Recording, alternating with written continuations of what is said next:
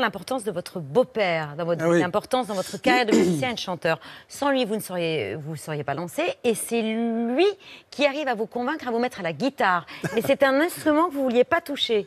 C'était celui de votre père. Ouais, c'est pas que je voulais pas le toucher, c'est que j'ai batteur déjà, et puis et pianiste, synthé, tout ça, et je composais déjà mes chansons, voilà. Et la guitare, pour moi, c'était pas quelque chose d'essentiel à cette époque-là. Et bon, il a raison de me pousser, il m'a un peu charrié, il m'a pris un petit peu. Il vous a dit, si tu apprends la guitare, je te paye ton permis de conduire. Ouais, c'est ça. Ouais, voilà. Et donc, qui l'aurait pas fait? Il m'a dit, si tu joues pas si tu arrives à jouer le solo de Chuck Berry en un mois, donc voilà, Mustang. Donc, je vais t'offrir une Mustang. Qui ne le ferait pas? Exactement. Mais au moment de choisir votre nom de scène, là, c'est Johnny qui a eu le dernier mot. Oui, enfin, vous vouliez David Smet, et il vous a dit non, faut s'appeler David Hallyday, quoi. Ouais, c'est ça. Ouais, il m'avait dit si ça n'a pas été, si Smet n'était pas assez bien pour moi, je vois pas pourquoi ça le serait pour toi.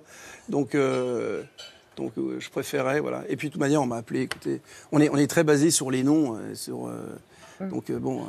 Moi, je dis appelez-moi comme vous voulez, finalement.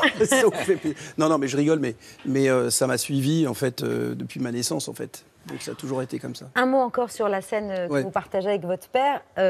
Vous expliquez que ces moments-là, c'était les seuls où vous aviez votre père pour vous, malgré les 15 000 personnes qui étaient là, quoi. Bah oui, en fait, c'est très bizarre le sentiment, parce que de travailler avec un proche en public, c'est quelque chose d'assez étonnant au niveau de la sensation, en fait. Parce qu'on se connaît forcément tellement bien, et puis il y a tout ce monde devant.